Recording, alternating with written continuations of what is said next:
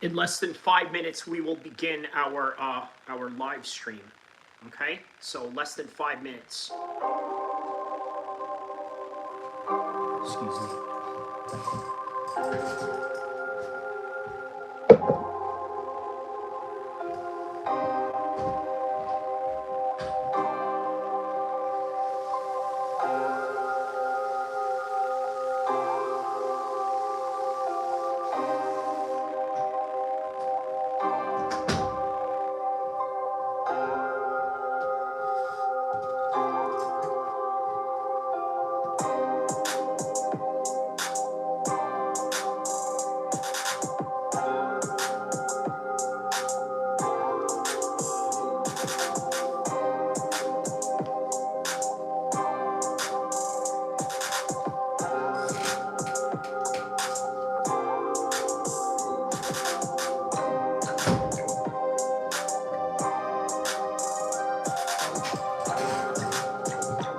West Coast.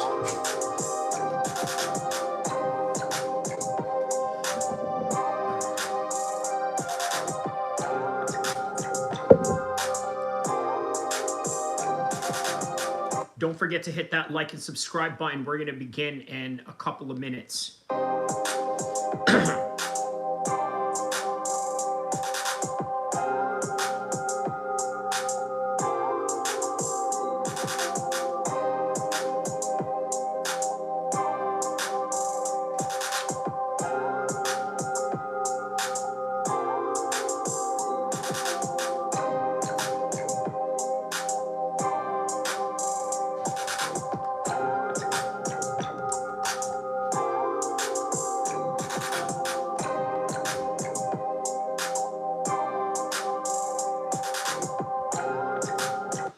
1 minute and then we'll begin.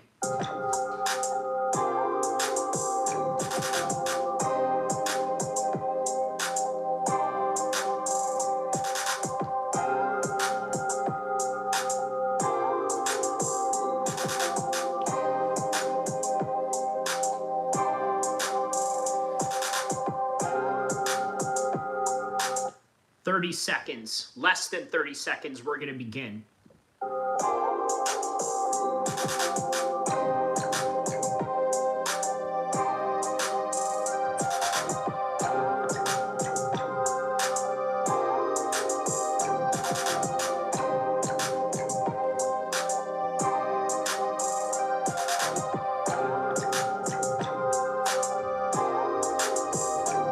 Not getting powerful erections even after taking an ED medication. Ooh, okay. Well, anyways, man, what a horrible ad for IFL TV. Anyways, man, shout out to everybody around the world that's tapping in right now. We are about to talk Eddie Hearn, devastated, Conor Benn, shocking signing with Dana White. And the whole internet is blowing up right now because of it. So we're going to get right to it, right? I want to preface a couple of things before we get into this particular story, right? I'll tell you what I'm really intrigued about doing this particular content right now regarding Dana White, Eddie Hearn, and Conor Benn, right?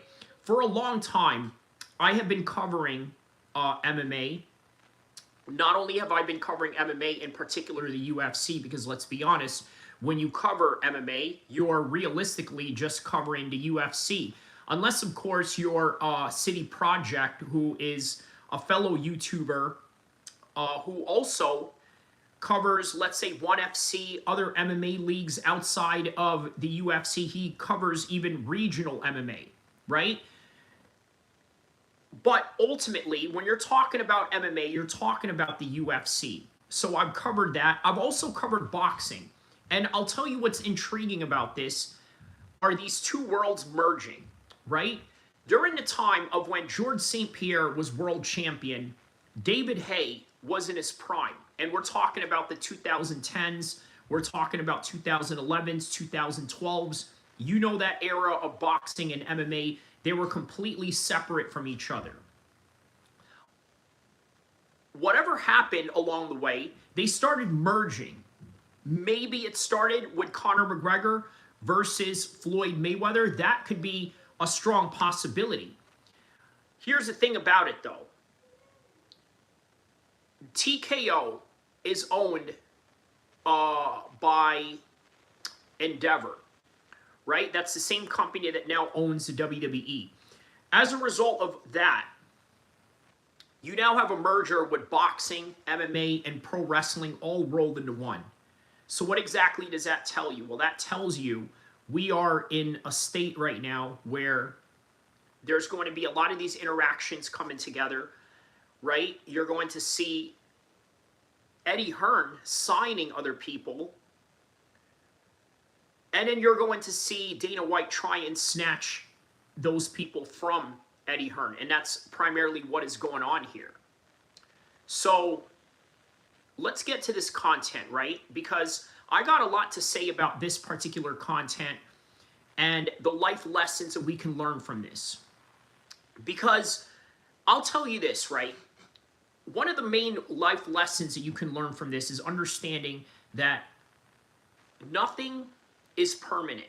Not your job, not your relationship, no matter what kind of relationship that is, whether it's a friendship with your friends, you guys break up somewhere along the lines, right? You guys were hanging out in high school, then all of a sudden college came, you guys have a completely different path because this guy went that way, that guy went that way, and the summer of friends that you guys once had subsides away from you, and you guys go and do your own thing. You guys are living a completely separate life. You guys are completely in conflicting interests with each other, right? For example, let's say if you had a homie that loves to party, loves to go out, loves to drink, and you're not exactly that type of person.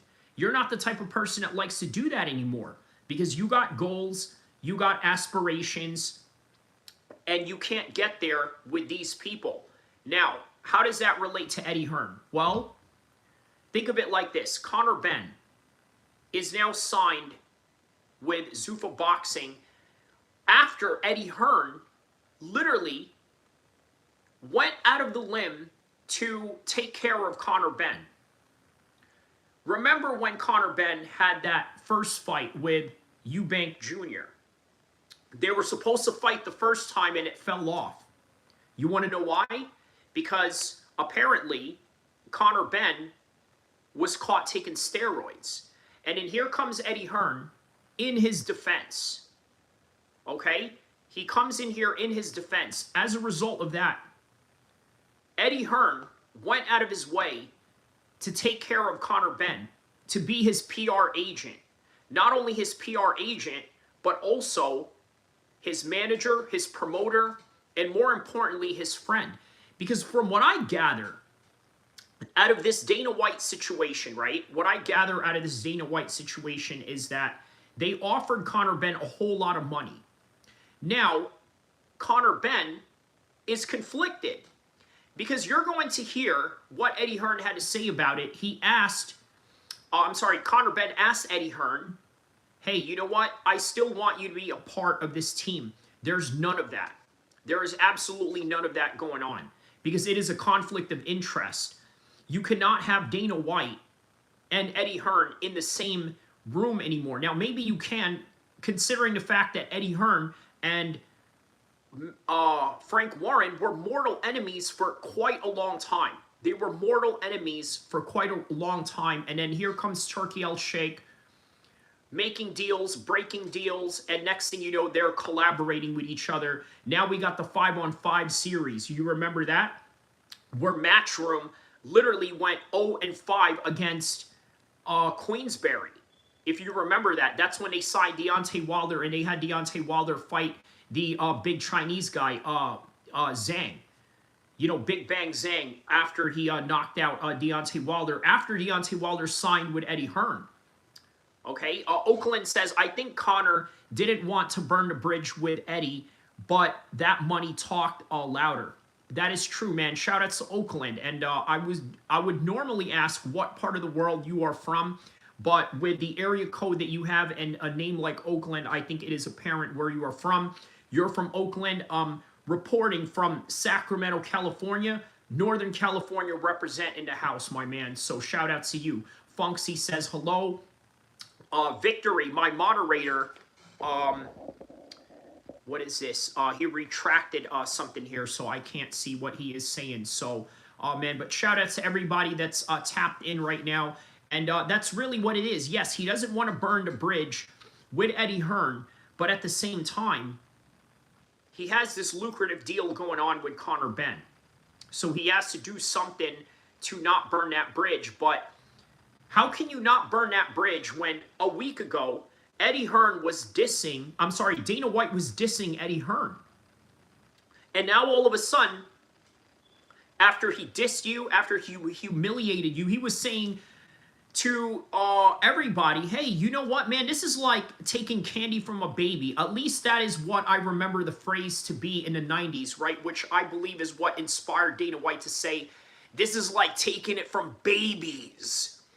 Babies. Okay? And what did he mean by that? Somewhere along the lines, he was undercutting deals with Conor Benn, saying, hey, come on over here to this side. Now, Eddie Hearn, the way that you're going to hear him talk about it, he says that this was nothing more than using Conor Benn as a pawn. Well, is that true? Well, here's the thing, right? Conor Benn, is he the best 147 fighter in the world? Well, here's a question, right? Is he even a 147 fighter to begin with? Because he's obviously moved up a couple of times to fight Eubank Jr., and he never really fought any true 147 fighters out there. Not Errol Spence, not Terrence Crawford when Terrence Crawford was at 147, not Devin Haney when Devin Haney is at 147. Who else is at 147? Obviously, Floyd Mayweather, but that's way out of his league at this moment of time in his career, but that's what it is, right? But Conor Benn is an entertaining fighter. He is action-packed, but not only that, he has a name and a lineage behind him. By the way, I admire his dad. His dad is a former British military army vet on top of being a world-class boxer and has had legendary bouts with the likes of Eubank Jr. So that's a plus, right? They have a great family. And Conor Benn, obviously a very controversial figure in the world of boxing. But if your dad is a famous boxer with the likes of Julio Cesar Chavez, Ricky Hatton, Whit Campbell Hatton, and things of that nature, obviously you're going to be controversial because people are going to say, well, you know what, you're not really as good as your dad, are you? Right? And in more times than not, they never are. Unless, of course, you're Floyd Mayweather, which absolutely surpasses dad to every degree. But he is a moneymaker. And right now, the type of model that TKO is sort of fallen under, this is literally what they want. They want a figure that is a moneymaker. Okay, somebody that can put asses in seats. That is ultimately what they want. And somewhere along the lines, maybe Conor Benn can improve and become a world-class fighter, which is always a possibility. That's always a possibility, and perhaps maybe they can use him later on to have other matchups, right? Have other lucrative matchups. Let me read some of these comments right here. So, Oakland says, ZUFFA is really trying to break into boxing bad. Facts. Right now, imagine if they did that to Anthony Joshua, although Anthony Joshua, I think, is very loyal to Eddie Hearn. And I don't think Anthony Joshua would do anything like that to Eddie Hearn, especially with the volatile time of his life right now where he needs people that have been there with him since day one. Right after the accident, these are his homies that had died on his watch. Right? He feels very guilty about it. So he doesn't have that anymore. Right? Yeah, he doesn't have that anymore. So Eddie Hearn is probably his last beacon of hope when it comes to long-term friendships. And by the way, here's one thing that I like about Matchroom Boxing, okay? What I love about Matchroom Boxing is that they run across as sort of like a family type of business. You know what I mean? They seem like a family type of business. They are a multi-million-dollar business, but they're not a multi-billion-dollar business in the way that TKO or ZUFFA is. So let's understand that. Cecile says, remember, said hi. TY. Okay, how are you? Shout out to you. Oakland 510 says, UFC fighters are going to feel hella mad since Conor is getting paid more than an entire UFC card combined. Facts. But I think a lot of this money is also going to come from Turkey El-Sheikh. Shout outs to NJ, one of my members on the live stream. Shout out to you, my man. Oakland says they did this heavily in MMA. And then someone said 6'7". What was that about? 6'7"? I don't know what happened with that dude, but obviously no one seems to talk about him now, right? It's sort of like the more innocent version of the Haktua girl, right? Here today, gone tomorrow, and ultimately that's really what the business of fighting is. That's really what the business of entertainment is by the end of the day. You're here today, you could be gone tomorrow, and that's really all there is to it. What is what? What exactly are you asking? Okay, so let's get to the Eddie Hearn conversation right now. It comes down to how around.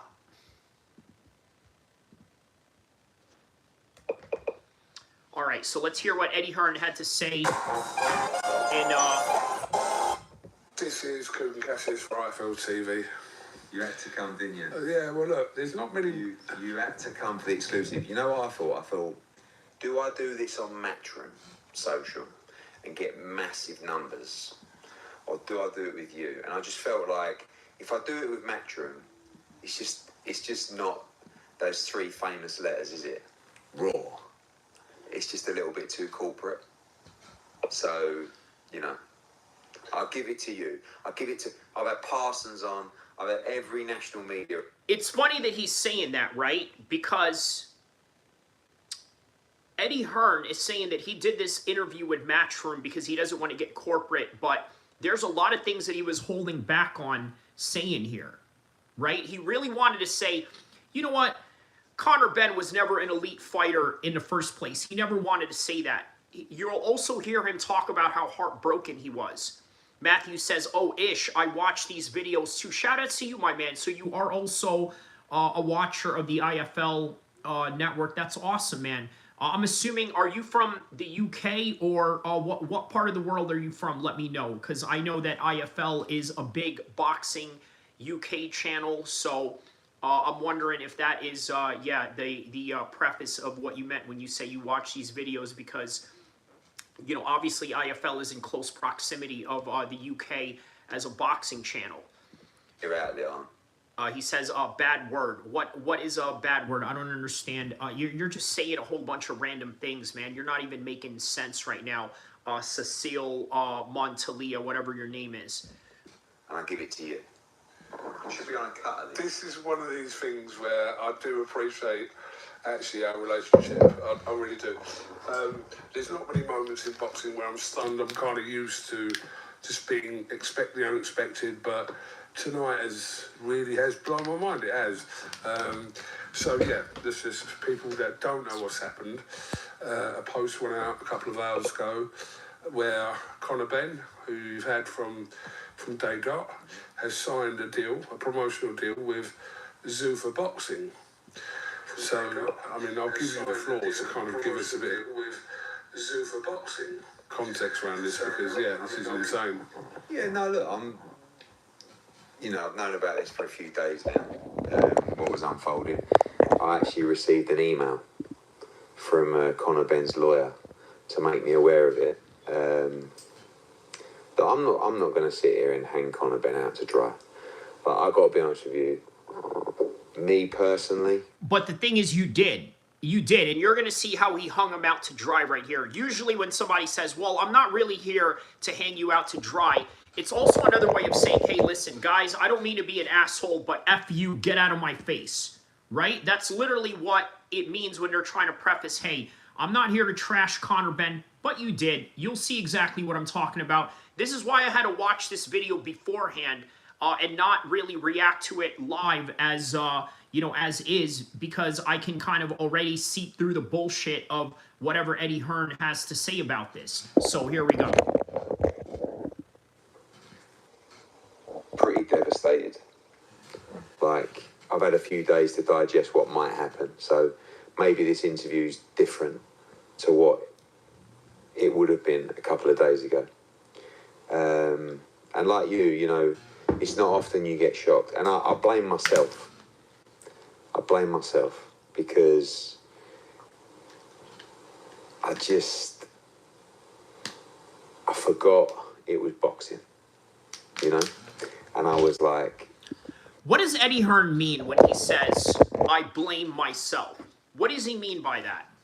I think what he means by that is that I gave way too much loyalty to this guy that I went out of my limb for, only for him to backstab me. Look, Eddie Hearn, the type of business that he has going on. Did you guys watch the Matchroom documentary in Netflix? It is awesome. I love it. I love the atmosphere that Eddie Hearn has going on with his office, with his team. It's a beautiful work environment. I swear to you, if I was living in the UK, I would absolutely sign up to work for Matchroom in their PR team or whatever it is that I can assist with them in whatever skills that I have, right? He says, this guy is on applesauce. Well, what exactly is applesauce? What are you referring to? Are you referring to me or are you referring to Eddie Hearn, right? Listen, guys, I got to be honest with you, right? I appreciate the comments, right? But if you're going to comment, I need you to be specific about who you're talking about and you know, and what you're talking about. Okay, steroids. Okay. Are you talking about Conor Benn?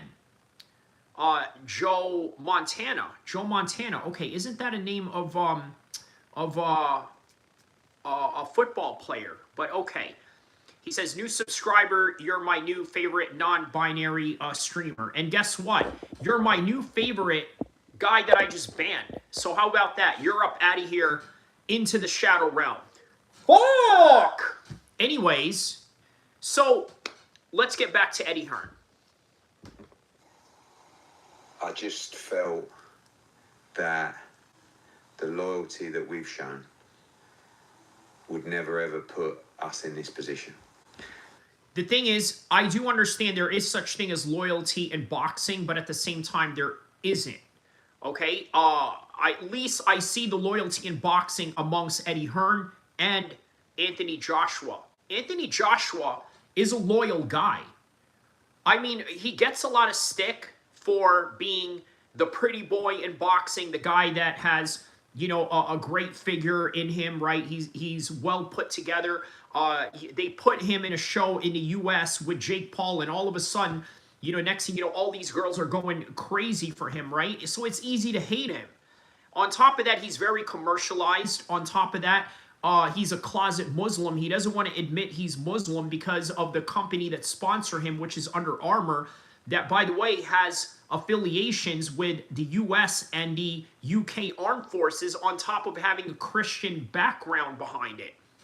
So he doesn't want to alienate any fans, so therefore he doesn't want to talk about being a Muslim. I could go on days about negative aspects of Anthony Joshua, but the reality is, man, the guy is loyal. The guy built his whole entire career off of loyalty, and that is the reason why it's going to be very difficult for Anthony Joshua to get back into boxing because of his friends that had just recently passed away, right? How can he continue this journey when these guys have been there every step of the way, right? How can he continue that when he has been loyal to the same team since day one? Since the day he got out of the Olympics and signed into the pros, he was an Eddie Hearn guy through and through and never deviated from that, right? There's a lot of fighters that come and go in Matchroom, right? The same type of fighters that you see in Frank Warren's Queensberry Promotions, you're eventually going to see in Matchroom, right? In fact, even Tyson Fury himself was close to signing with Eddie Hearn at a certain point. And that was when he was 400 pounds, when he gained like a whole bunch of weight because he just, you know, went into this crazy depression after the Klitschko fight. He tried to sign with Eddie Hearn. Eddie Hearn saw him in Monaco and said, "Nuh-uh, we're not going to do this. No way. We ain't doing this. Nope. Nope. We're not doing this." But he was going to sign with Eddie Hearn. So the point that I'm trying to say is that these boxers in the UK, they fight with everybody, right? Billy Joe Saunders was a Frank Warren guy. Then he became an Eddie Hearn guy, and then got him that Canelo fight, which basically breaded him out throughout his whole entire career in terms of fight purses, right? Where he's now living comfortably even till this day. But the reality is, Anthony Joshua was never a Frank Warren guy. He was never a ZUFFA boxing guy. He was never a boxers with a double X guy, right? He was not. What else other promotions are there? He's not a PBC guy. Although there were some talks at some point where they were trying to sign him. But on any regard, he's always been an Eddie Hearn guy, and he never deviated from that. And I just felt that I never really needed. And so it's a shock to his system to see somebody like Conor Benn vehemently do this to him, right? Like basically out of nowhere. So here we go. To push Conor Benn to sign a new contract previously. And I probably could have got him to sign a new contract previously. But like I said, I blame myself. I made a mistake because I misjudged the character. And again, I'm not going to hang him out to dry. And he will say, oh, it was a big offer, right? But, you know, when I received the email from his lawyer, I texted him and said, I think we should have a call. I think you, for everything I've done for you, I think I deserve a call. And he said no. And I was like, man, fuck. I can't. You know what? Second time around I'm watching this, right? I missed that part. So he says, you know what? I deserve a call. He says, man, I didn't get a call. Let's replay that part back again, right? So obviously, that was the part that I missed when I watched it for the first time, right? He said that he deserves that call. He didn't get it. Let's hear what Eddie Hearn had to say. I deserve a call. And he said no. And I was like, man, fuck. I can't believe it. And, you know, I don't know what to say other than I just, you know, felt that everything that we gave him, the loyalty that we gave him, the support we gave him would be enough to talk it through or just, you know, get close to a number but it wasn't really the interest. So very, very surprising. Very, very painful. But just another moment in... And this is why I said that Eddie Hearn is sad, okay? This is why I titled it exactly as how I titled it. Eddie Hearn's sad about this whole thing, because he is. Look, this is a man that's sad, right? He's like, listen, I deserve a call. After all the things that we've been through, I deserve a call. But here's some shocking thing that I think you guys are going to find sort of reprehensible, at least to the standards of normal friendships outside of the boxing business or entertainment business, right? Nobody owes you anything. Conor Benn is here for his family. He is here for his legacy. He is here for his long-term wealth. Now, he's already wealthy, right? I think there's an argument to say, you know what? You're already wealthy. You grew up in wealth. Your dad was a famous boxer. One of the biggest boxers to come out of the UK, right? Also a very patriotic British man, was also in the British military, right? Which, by the way, I'm going to be honest with you, it's highly unusual. The reason why is because when you look at the American Armed Forces, right? It's a very diverse group of guys. Whether you go to, let's say, Camp Pendleton, or you go to Camp Lejeune, or you go to, let's say, Fort Lee in New Jersey, or other bases around the world, in Germany, in Okinawa, Japan. We have a diverse group of people in the armed forces of the United States. In the UK, not so much. If you've been around British forces before, you often notice it's just mostly white guys in it. But here's Conor Benn's dad, Nigel Benn, a former British military vet. And, I mean, you know what? Paul Daly, the former UFC fighter, Paul Daly, was also an armed forces member of the UK military. In fact, in the British Army, he served in the same unit as Prince Harry, right? And this is indicative of when Paul Daly mentioned this at an Ariel Helwani interview. He said that he was a UK Armed Forces member, right, in the British Army branch, and in particular in a unit where he served under Prince Harry, because obviously Prince Harry was an officer, he was a pilot, a helicopter pilot, and Paul Simtex Daly, the reason why his name is Simtex is because one of his specialties in the British Army infantry was disarming bombs, or rather planting bombs, right? So that's why they called him Simtex. Mr. Clapper 162, that's an interesting name. He says, a lot of people think relationships fail because of big problems, but often it's the small things, not feeling heard, small resentments building up, people growing in different directions without. Ooh, that's good, man. I'm going to get to the next comment, but I'm going to address what you just said right there, Mr. Clapper. You are absolutely right about all of that, right? You are absolutely right, okay?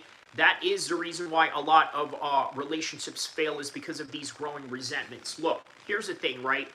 A lot of people may not know that I got a little bit of a street background, right? I know people in the streets, all right? If there is a problem, I could call people that are real street, that are real hood, and that would get down with me. You want to know why I'm so sure of that?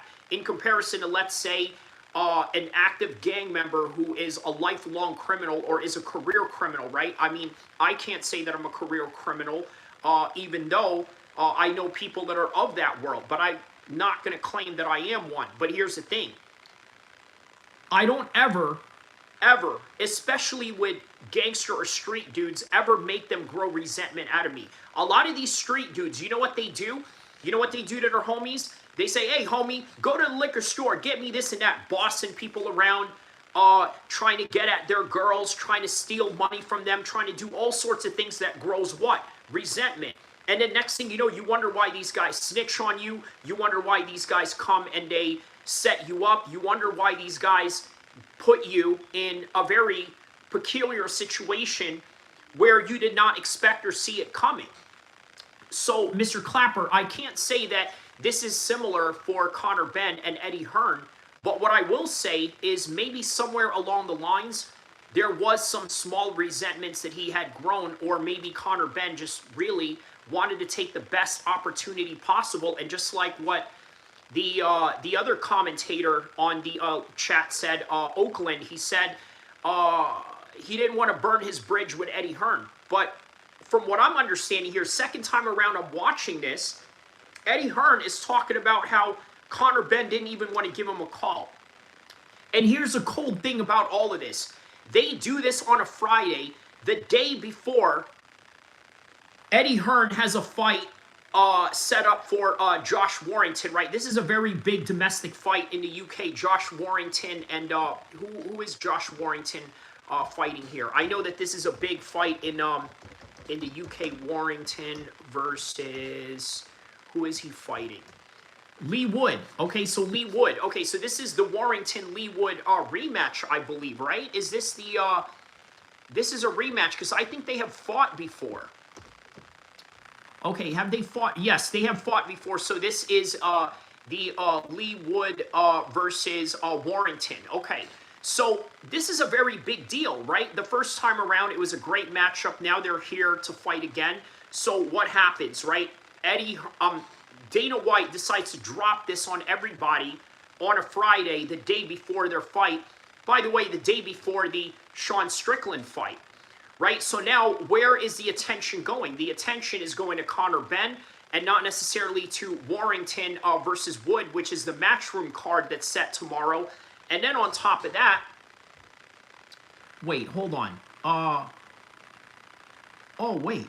Is Clarissa Shields in this card as well, or maybe in a separate card? Okay, because there seems to be a little DAZN package here where they're showing Clarissa Shields fighting. Obviously, Barrios and Garcia. That's also a big fight tomorrow. But okay, so yeah, that's not all in the same card. Either way, man, that took the attention away from them. Okay, so Seashell 201. Let's see here. He says, well, CB, Conor Benn has no likability. Eddie backed him to nonsense, got him on the world stage, and you can't even give him a call. Yeah, facts, right? That is crazy that he didn't want to give him a call. You know what? The reason why he probably didn't want to give him a call is because he probably felt ashamed, right? You ever met anybody that did you wrong, right? And after they did you wrong, do you think they want to talk to you or look at you in the eye? They have a very difficult time of doing that because they know that they did you wrong. And as a result, they don't want to look at you. They don't want to look into your eyes. They don't want to face the wrong that they did because it's going to reflect poorly on them. And yeah. Mr. Case Claiborne says, good evening, sir. Good evening to you as well, Mr. Case Claiborne. Let me know what part of the world you are from, my man. All right, back to Eddie Hearn. In life that you live and learn from. I don't really know what to say, really. Just for complete transparency, obviously, I was in text conversation with Conor Benn shortly, a little while ago, and he did say one thing, which I say to you, that he wanted you still to be involved in his career. So could you make a comment on that? Yeah, I don't know. Mr. Case Claiborne says, I originally come from the southwest of the United States. Okay, so Arizona, New Mexico, and that area. You don't have to tell me what part, but I understand what you mean when you say, you know, within that region. So you're very welcome, my man. I guess you can consider me southwest as well, although I am in Northern California. But yeah, California, close to Arizona, close to New Mexico. We're all West Coast neighbors by the end of the day. He says, I appreciate your candor. Oh, thank you. Thank you, Mr. Case Claiborne, man. Thank you. And I appreciate you as well, commenting and supporting the channel. Seashell 2001 says, you can change jobs, leave managers, etc., but you at least say thanks and try and leave amicably. It's a sign of maturity, especially if they were good to you. Well, here's the thing, right? Does Conor Benn really strike you as anybody who is rather mature, right? You have to think about this. The man lived a life of privilege. On top of that, the man lived a life of entitlement. On top of that, the man lived a life that, quite frankly, you and me would never understand. I mean, look, it's not like I grew up poor either, right? But at the same time, not at the level of my dad being, you know, a world champion boxer and the type of level of fame that he has going on. By the way, Seashell, let me know what part of the world you are from. You are very welcome in this chat. Yeah, please let me know what part of the world you are from. First time I've seen you here. And please, I hope that you stay and subscribe and continue commentating as I continue on with this YouTube journey of mine. I mean, look, I think it's... well, look, time is a healer, isn't it? I'm not going to, like I said, I'm not going to sit here. I've read all the comments, you know. I think I've never been so popular for a few hours. But it's not, you know, ultimately, everyone's different. And everyone, you know, I've had a couple of texts, because he texted me just after the announcement. And everyone, and I replied. And, you know, we had a few back and forths, but, you know,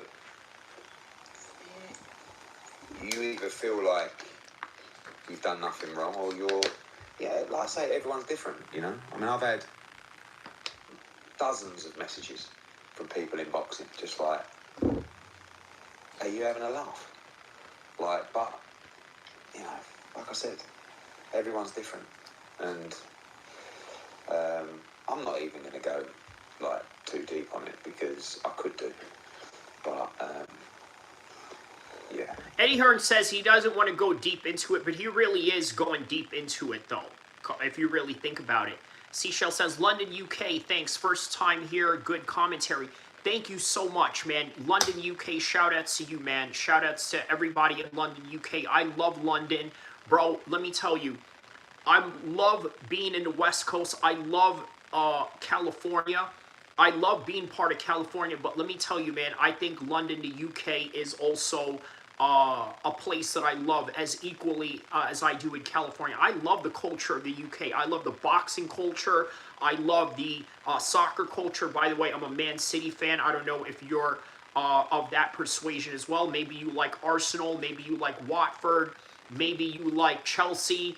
or the local teams, or maybe other teams around, or maybe you don't like it at all. But what I do know is that you definitely like boxing. Boxing is a big thing in the UK, and yeah, you're very welcome here, and shout outs to you on that. It's I don't know. It feels a little bit of a wasted few years because I gave a lot. You know how hard I fought. You know when no one believed in. That's right. He absolutely fought hard for Conor Benn, right? A lot of people were ready to cancel Conor Benn at that point, right? Because you got to think of the volatile time that was going on during when that took place, right?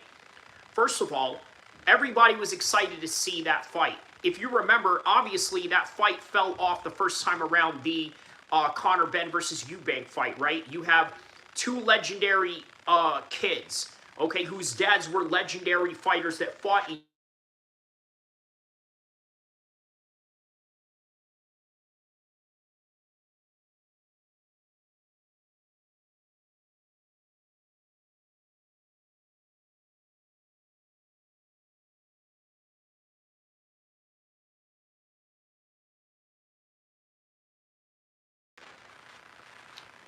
Oops, sorry about that. Mic check, 1, 2. Oops, sorry about that. Okay, so as I was saying, yeah, Eddie Hearn really went out of his way to defend Conor Benn, and people were ready to cancel Conor Benn because people were really excited to see that fight. Now, second time around, they were able to fight, and then they were able to fight once again for the second time, and the third time that they tried, but the first time they failed, right? Like, that event literally got canceled out of nowhere. So think about how serious that is, right? No one backed him. I did. I believed him, and I backed him, and I never gave him. When he was done out, loaned him hundreds of thousands of pounds.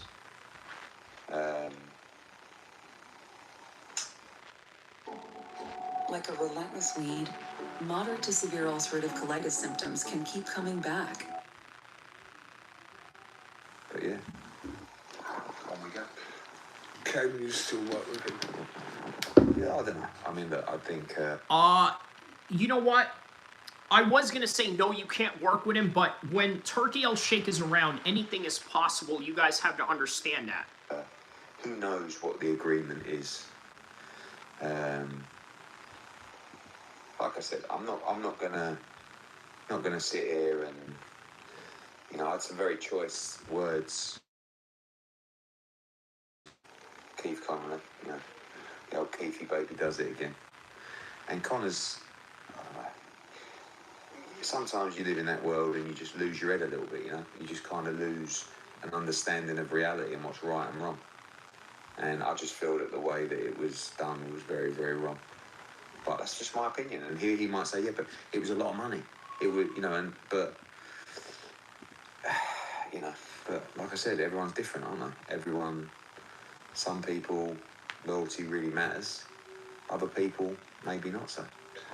So your understanding of... So here's something that I want to say before I let this play through the whole way, right? Listen, I understand loyalty matters in real life, but when it comes to business, I don't know if loyalty matters in business, but I mean, to me it does. To me it does. I'm just speaking for Conor Benn, right? I'm speaking like as if I was Conor Benn, not necessarily, you know, what I would do, right? Because what I would do, I mean, I believe in loyalty and I believe in business. I believe in loyalty and business go hand in hand, right? I mean, as a Muslim, you have to make sure that all those things go hand in hand, because otherwise, what are you doing it for other than just what? Selling your soul, right?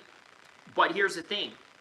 I know a lot of people are saying that Conor Benn is selling his soul on this one, but I guarantee you they offered him a lucrative deal that he couldn't refuse. He had a hot fight with Eubank, right? The first fight he lost, but it was still exciting. It's like as if he won. The second time around, he won definitively. So now he is in this position right now where he has the moral high ground leverage of whatever business decision or whatever business partners he wants to partake with. What that financial deal was for Conor, I'm sure you have a rough figure of what it was. Is there any way that you could have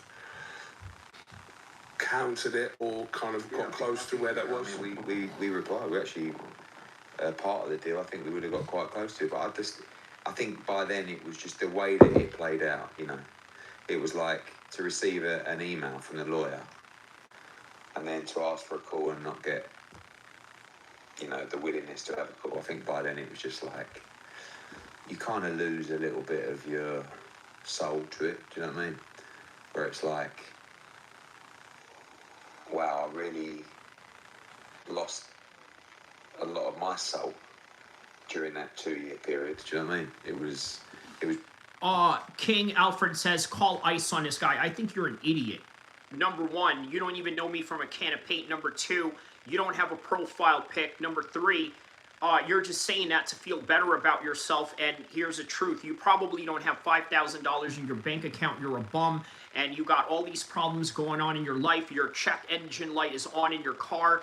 You got all types of bills piling up. Your life is in shambles. And so this way, you come in this chat to feel better about yourself. And as a result, you're still a loser. Even though you can create all these performative cruelty statements as to say, oh, well, call ice on this guy. Good for you. He says, Trump is Jesus. Well, there you go, right? That kind of shows you your level of intelligence right there. All right, back to Eddie Hearn and away from these idiots. It was pretty brutal. And I'm like, so at the moment, it's just digesting it, you know? It's like, yeah, it's a little bit numb. But right now, there's a lot I could say.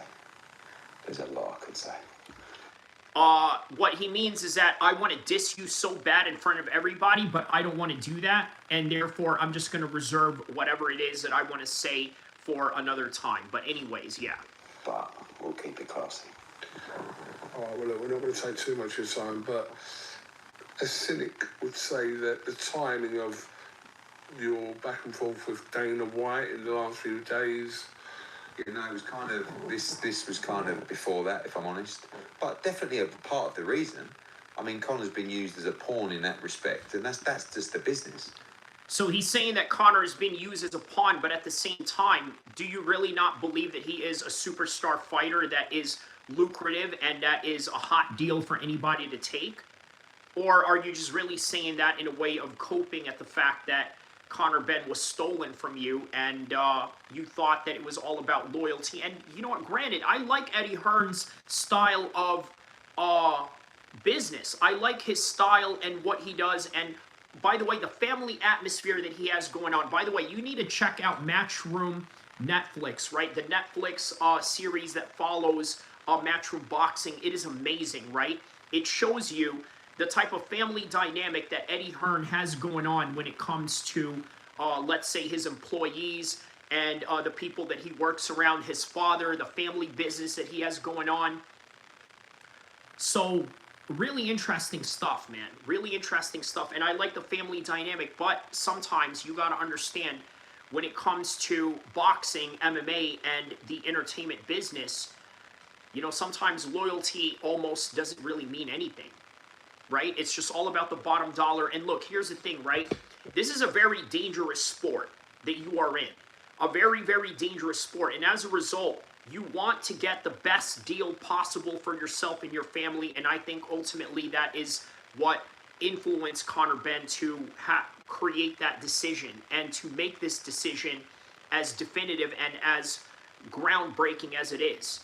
Because now it's Conor Benn. Who else is next? Yesterday it was Jai Apataya. I told you about Anthony Joshua. He's very loyal to Eddie Hearn. I don't think he's going anywhere, but you never know. What about Tyson Fury? He did a fight with Netflix. Next, what can he do? Maybe do a fight with ZUFFA Boxing. Who knows? Who else? Andy Ruiz. Maybe Tank Davis. If Tank Davis happens to get out of the situation that he's in. But, man, Tank Davis is in a serious situation. Daniel M3110 says, Queensberry and Matchroom's been stealing each other's fighters for years. Conor is chasing money and opportunity. You're right. I mentioned that earlier, right? There have been fighters that have gone back and forth into UK fighters, and even non-British fighters that have gone back from Queensberry to Matchroom, right? Now, the reason why this is such big news is because of how volatile this situation is. Dana White is over here talking smack, saying this is like taking candy from a baby. And then here comes Eddie Hearn slagging him off, saying that, you know, hey, you say that I work for my dad. Well, you work for Turkey. You work for the Fertitta brothers. You have your own father. I have a real father, right? And then it got really heated, and I'm not going to say personal because it's never personal for, I don't know about Eddie Hearn, but it's never personal for Dana White. Dana White came across Matt Mitrione at a bar one time when Matt Mitrione signed with Bellator and didn't re-sign with the UFC. And then Dana White said to Matt Mitrione, hey, come here. Congratulations on your deal.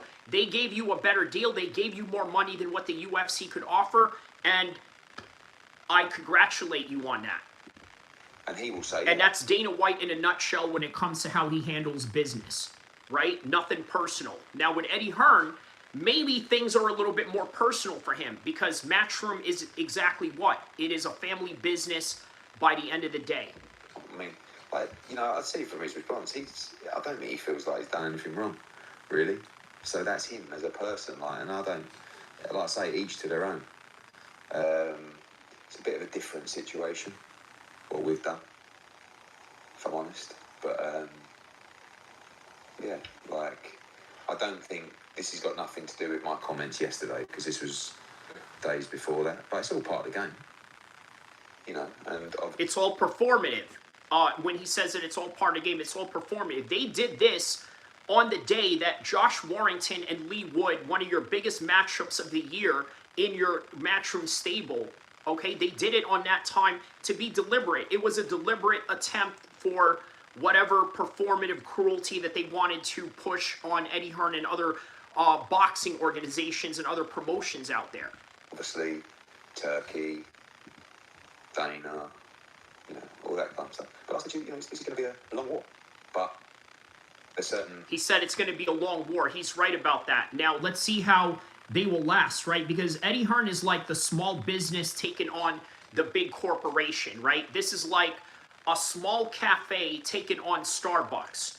Now, here's the thing. Starbucks right now is sort of, you know, losing a lot of stores because of the Israeli protests, but that's neither here or there. But you get what I mean, right?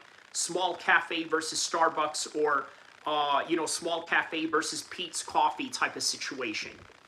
Like I said, I blame myself. I got the character wrong. I took the loyalty for granted because of what I did. And I shouldn't have done that. And I made that mistake before in boxing, but I just didn't expect it from Conor Benn. So, you know, yeah, like I said, maybe he's not quite the person I thought he was. I don't know, maybe we'll talk in the future, but like I said.